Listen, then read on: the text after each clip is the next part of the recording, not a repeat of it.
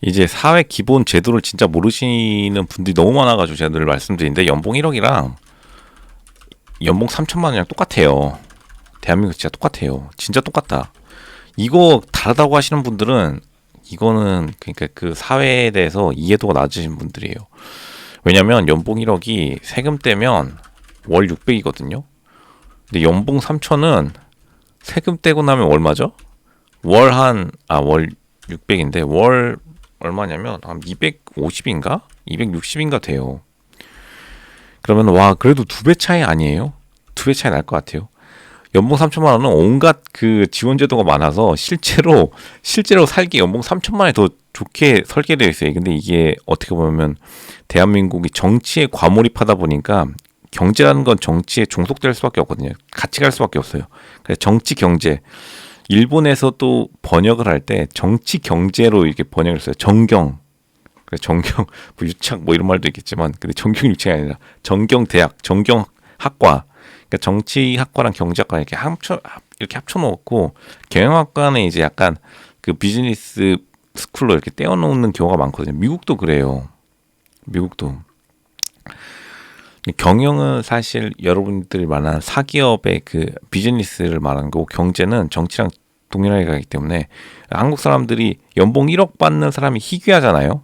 그러면 가치가 더 높아야 되는데 연봉 3천만 원 받는 사람들이 어쨌든 간 숫자가 많고 한국이 또 다수결의 원칙에 따라서 연봉 3천만 원이 생각보다 살기가 훨씬 편해요. 그러니까 연봉이 다 똑같기 때문에 그 흔히 말해서 돈 벌려면 그래서 이제 사람들이 깨달은 거예요. 돈 벌려면 어떻게 된다? 투자를 해야 되는데 돈 벌려면 부동산이랑 사업에 뛰어든 거예요. 한국 사람들이 얼마나 똑똑해? 한국 사람 진짜 똑똑하거든요. 그러니까 조상 대대로 똑똑한 사람들이 부동산이랑 사업에 이거 조선시대 때도 이랬어요. 참고로 사업에 뛰어든 거예요. 왜다?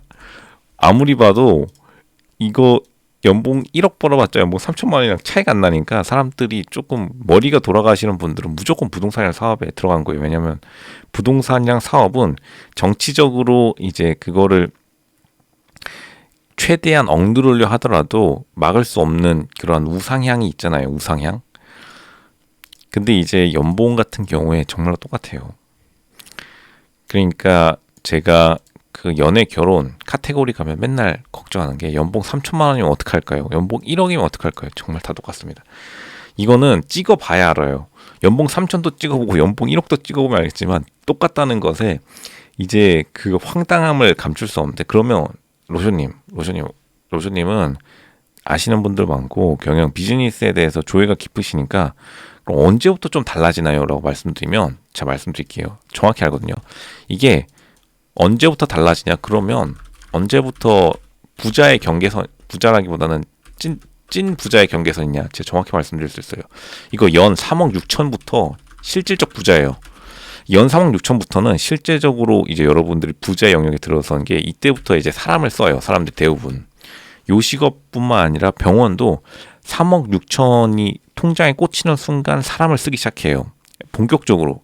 아무리 짠돌이 분들도 3억 6천 넘어가면 그래서 써서 실질적으로 그 가장 이득을 보는 액수가 8,800만 원인 건 아시죠?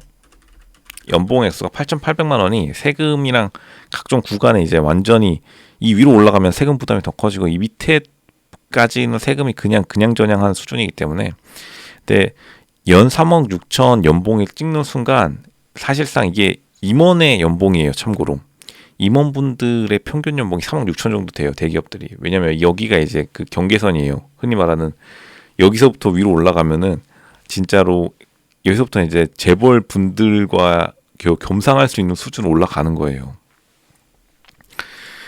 근데 이제 연봉 3억 6천 절대 안 주려고 하죠. 대기업도 이제 임원단, 경영진으로 들어가면 스톡 옵션으로 많이 줘요. 스톡 옵션이 이제 세금에 유리하기 때문에 세금에 유리한 쪽으로 내야 되기 때문에 그러니까 이 경제를 이해하려면 정치 구조를 알아야 되고 사회 제도를 이해하려면 그 트렌드에 대해서 완전히 이해가 높아야 되기 때문에 근데 거꾸로 생각하면은 자신이 아무리 부족하더라도 연봉 1억 가진 사람이랑 똑같다라고 생각하는 게 진짜 편하고 근데 자기가 연봉이 한 3억 6천 넘어간다 그러면은 그때부터 이제 좀 많이 달라지죠. 물론 세금을 엄청나게 내기 때문에 뭐 실질적인 좀 짜증도 증가하는데 어쨌든 4억 6천부터는 아예 각종 제도도 적용받는 세법도 완전 달라져요. 완전 달라지기 때문에 그 반대말로 하면 자기가 연봉 4억 6천 4억 6천 넘는 월급쟁이는 없어요. 참고로 그 4억 6천 넘으면은 아마 거기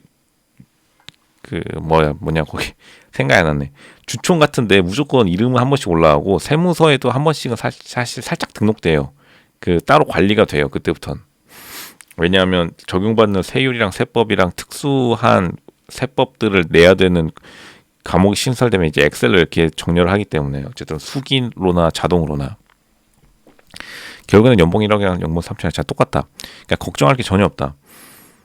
그리고 뭐였죠?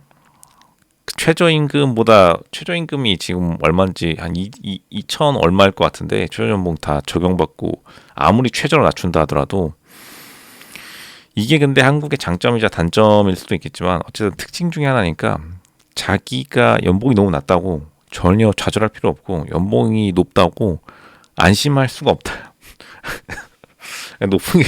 높은 게 더 손해 힘.